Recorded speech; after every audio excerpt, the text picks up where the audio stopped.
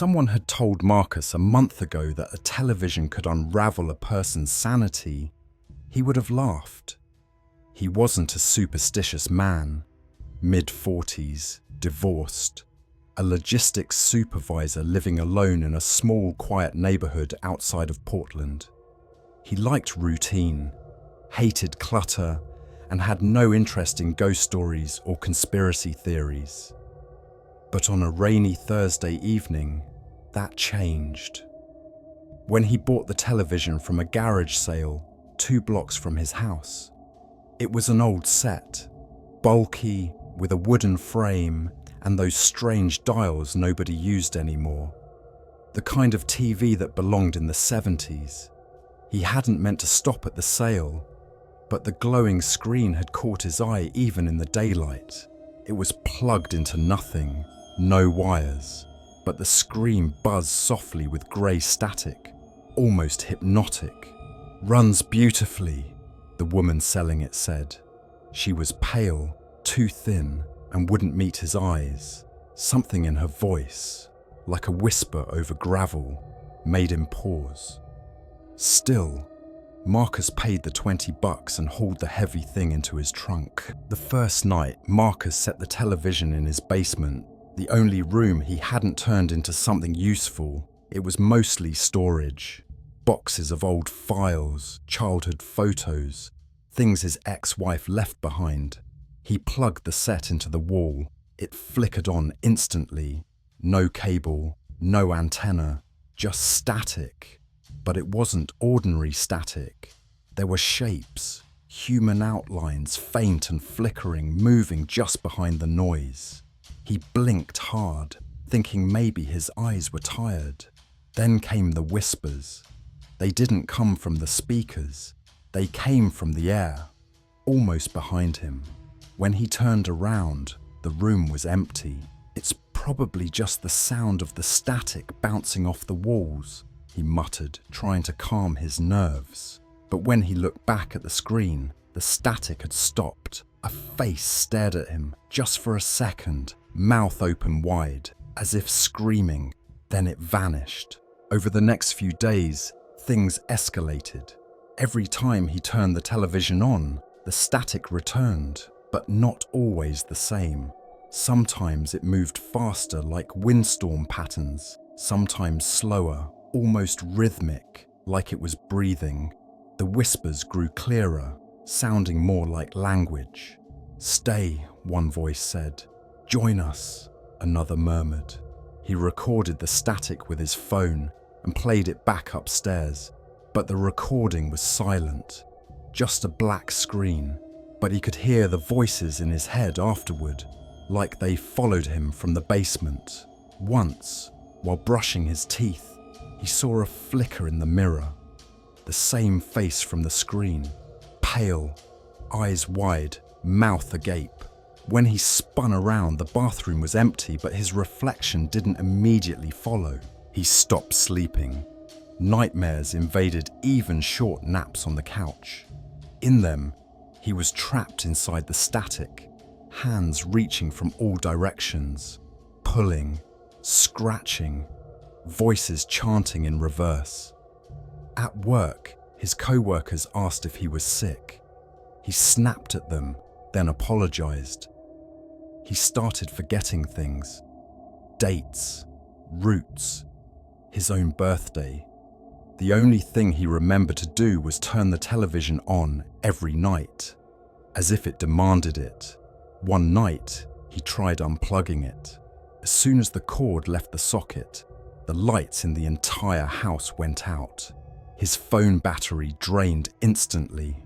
The basement door creaked open by itself, and from down there, in the pitch dark, came a voice so loud, so real.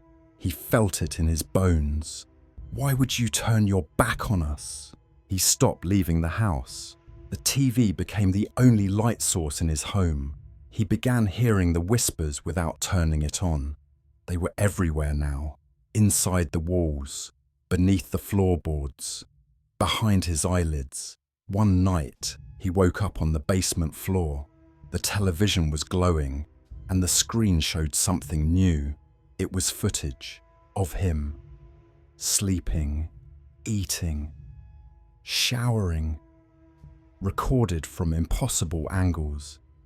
He screamed and smashed the screen with a hammer, shards flying everywhere.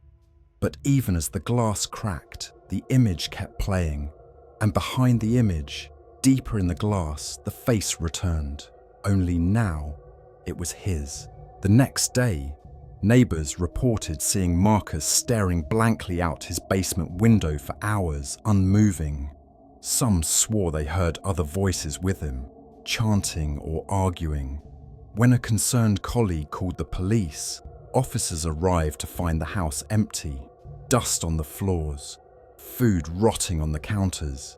But in the basement, the television remained. It was still on, still glowing. On the screen, a new figure, watching, blinking. And if you stared long enough, it looked just like you.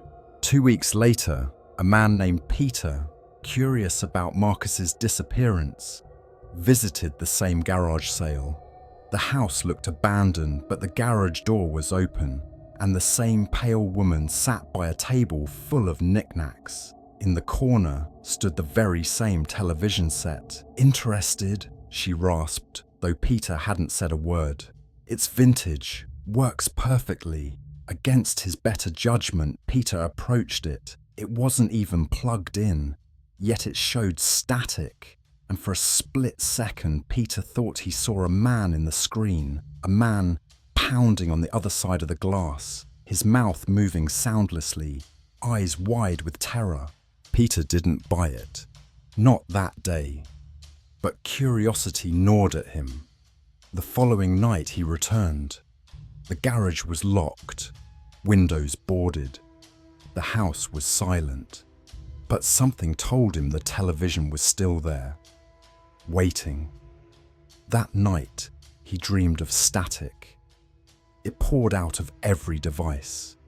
His phone, his laptop, even the bathroom mirror. And behind it, Marcus's face. "Don't let her sell it again," he whispered. Peter jolted awake, drenched in sweat.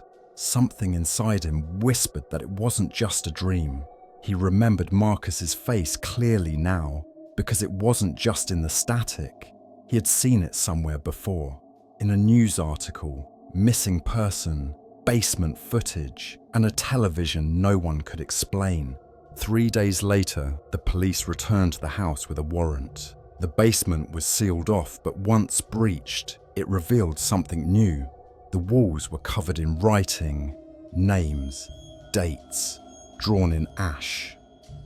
A stack of VHS tapes lay beside the TV, all labelled with people's names. One was labelled Marcus. When they played the tape at the station, the footage showed Marcus sitting calmly, speaking to someone not visible in the room.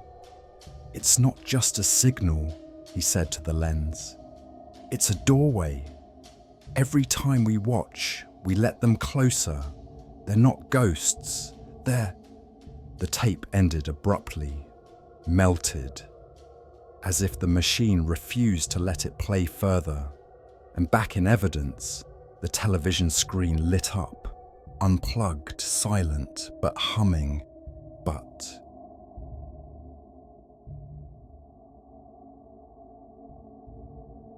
it started on a Wednesday night, an ordinary midweek evening wrapped in the gentle hum of routine. George Lambert, a 48-year-old technician for a heating company, had just finished his usual microwave dinner. He settled onto the worn leather recliner, beer in hand, eyes half-lidded toward the television. The living room was dimly lit, save for the flickering light from the TV and a cheap, pine-scented candle burning on the side table. It was his wind-down hour, the only peace he truly had these days. But peace, it seemed, was on the verge of betrayal. He was flipping through channels, half watching an old crime show, when the screen suddenly turned to static. Not just fuzzy noise, but violent, aggressive static. A deafening buzz erupted from the speakers. George winced and hit the remote, tried to power it off. Nothing. He stood up and yanked the plug from the wall. The static continued. That's when his stomach dropped. The TV wasn't plugged in, but it was still on. George stood frozen. He stared at the glowing screen, his heartbeat thudding in his ears. "What the hell?" he muttered, mouth dry. He slowly backed away and grabbed his phone, intending to record what was happening. But the moment he lifted the camera, the TV shut off.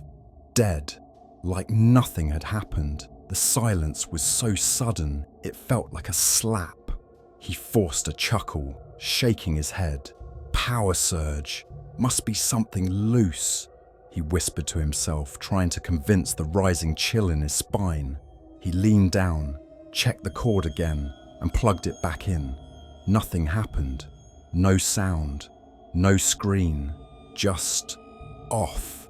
He sighed, tossed the remote aside, and decided he'd deal with it tomorrow. But as he turned off the lights and headed toward the bedroom, the faint sound of static returned, low and constant, coming from behind him. George spun around. The screen was on again, the same violent fuzz, but this time there was a faint shape in the static. It looked like a person, no features, just a tall silhouette standing still.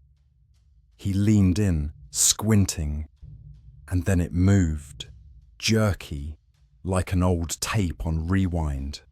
The silhouette raised an arm and pointed. George instinctively looked behind himself, but the room was empty.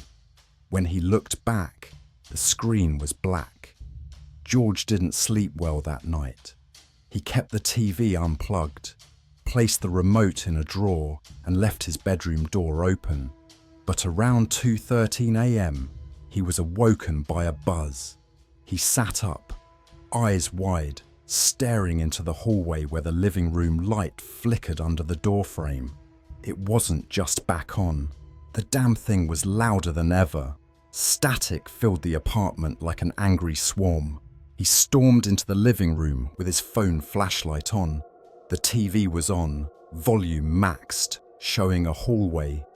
His hallway. His walls, his carpet. The image wasn't static anymore. It was a live feed. And something was moving down it. Something hunched, twitching, dragging itself toward the camera. George couldn't breathe. He reached to smash the screen, but his hand stopped inches from it, as if some force pressed back.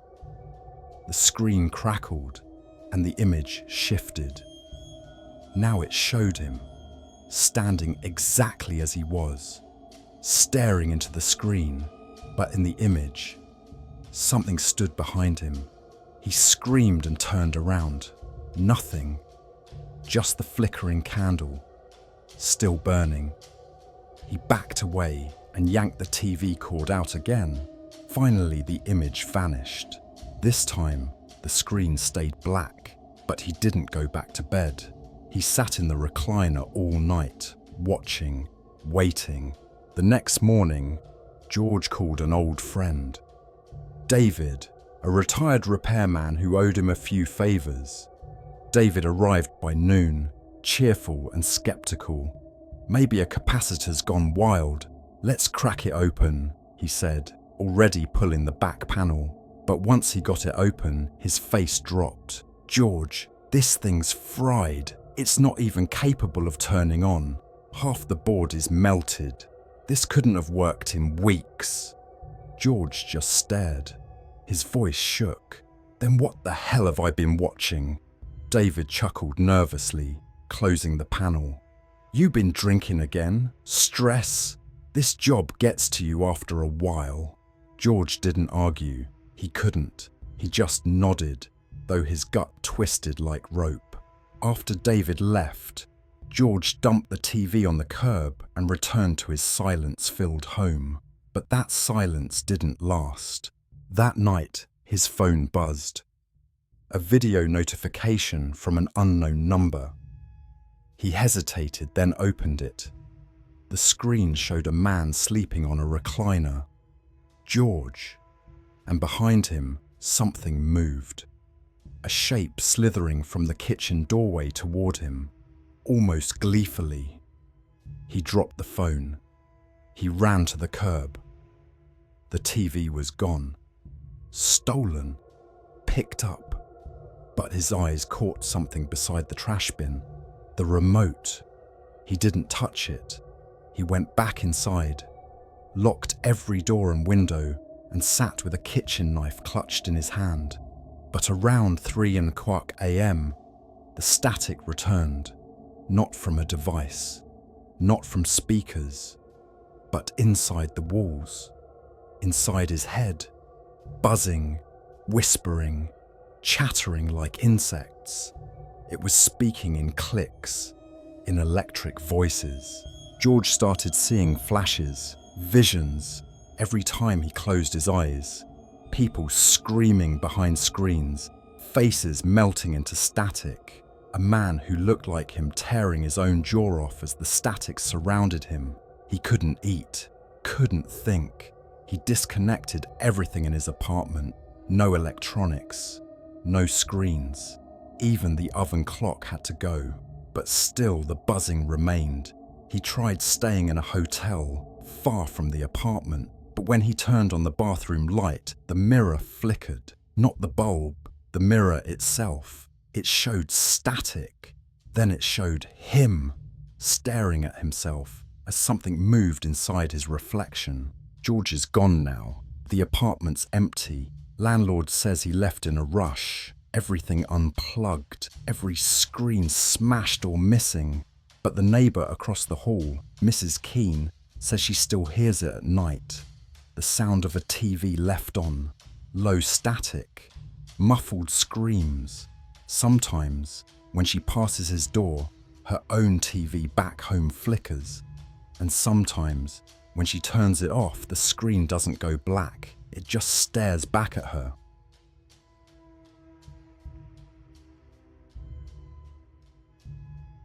It all started on a quiet Thursday morning in late October. The sky was a dull grey, and the wind carried the kind of chill that hinted winter wasn't far behind. George Tilling, a recently retired electrician in his mid-50s, stood on his porch sipping coffee when the delivery van pulled up. He wasn't expecting anything, but the delivery guy insisted the package was for him. It was a vintage television set, bulky, with dials instead of buttons, and a heavy wooden frame that looked straight out of the 1970s. No note, no sender. George chuckled, thinking maybe it was a prank by his old work buddies. But curiosity outweighed logic. He carried it inside, brushing off the dust that seemed older than him. The moment he plugged it in, the screen lit up, not with channels, but with a faint static and a soft, constant hum. The first night, George sat in front of the TV sipping whiskey, just watching the static. It wasn't like the harsh white noise kind. This static moved like fog on a lake, graceful and almost hypnotic. Then he heard something. A whisper. It was faint, like someone breathing words through the fog. He muted the sound system in his living room. The whisper was still there. "George, you hear me?" His skin crawled. He leaned in. His name echoed faintly again from the television's gentle haze. He turned it off instantly. But the hum continued. Not from the house, not from outside. From the television itself. Powered off and yet alive. 2 nights later, sleep eluded him. George sat again before the TV, drawn by something he couldn't understand. The static danced differently now, sharper lines, deeper shadows. Then, out of the haze, a face appeared, hollow eyes, a frozen mouth. It blinked. George leapt back, knocking over his drink. The face dissolved back into fog, leaving only the whispering behind. But he'd seen it. He wasn't imagining things. He called his neighbour, Tom, to come over and witness it. When Tom arrived, the screen was calm, ordinary static. Tom laughed it off, saying George was going spooky in his retirement. But as Tom walked away, the whisper came again. Don't bring them. They don't belong. On the fourth day, George noticed the dial now turned to a channel number that didn't exist. Channel 73. He was sure older sets, like this, only went up to 69, but 73 showed more than static. It showed his living room, a perfect black and white live feed, but from another angle. The George on the screen was sitting still, but there was something standing behind him. Tall, thin, unmoving. He spun around. Nothing. But the version of him on the screen turned and looked directly at the camera, directly at George. And then it smiled. He disconnected the antenna. He unplugged the set. He even covered it with a blanket. But every night the hum returned. The TV would somehow turn itself back on, and the faces would come again, different now, more of them. Some weeping, some laughing. George stopped answering his phone. He stopped going outside.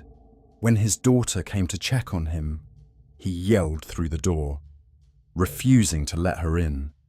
"You're not real! It's tricking me!" His house began to change. Mirrors reflected different angles. The hum bled through the walls. Lights flickered. Clocks reset. And George's own reflection sometimes stared back too long. The television now broadcast moments from his past. Conversations with his late wife. The birth of his daughter. His mother's funeral. Except, in each memory, there was that same dark figure in the corner, watching, always watching. On the 10th day, George decided to destroy the TV. He took a sledgehammer and swung hard. The screen cracked. Black smoke poured out. He coughed violently, stumbling back as the static sound rose to a deafening screech. The lights exploded above him. Then silence. He woke up the next morning on the floor, covered in glass and ash. But the TV was whole, pristine, and it was still on. It was showing him, lying there, bleeding. 3 days after the incident, George received another unexpected visit. A man in a navy jumpsuit rang the bell, claiming to be from a repair service scheduled for a faulty television. George never called anyone. The man's eyes were sunken, skin pale, movements too precise. Reluctantly, George let him in. The man didn't speak much, just walked directly to the television and placed a hand on top. "It's not broken," he muttered. Then, as George watched in disbelief, the repairman turned to static, his body disintegrating into flickers and lines before vanishing completely into the screen. The television began showing a new feed. George's house again, but with different people inside. They looked like a family from the 1950s, dressed in old-fashioned clothes, smiling and laughing. George didn't recognize them, yet the house was unmistakably his. He watched, transfixed, as the family's expressions began to shift. Smiles turning to fear, joy to confusion. The father pointed to the screen, mouth open in silent scream. Then one by one, they disappeared, swallowed by static. The screen went black. George felt cold fingers brush the back of his neck. George tried leaving, packed a bag, got in his car, and drove. 20 minutes out of town, he stopped at a diner to breathe. The television inside the diner was on. Channel 73. It showed him, sitting in the diner. Panicked, he ran outside, but the same feed was playing in the gas station window across the street. He returned home. The static greeted him like an old friend. The next morning, George was gone. His daughter found the house locked from the inside.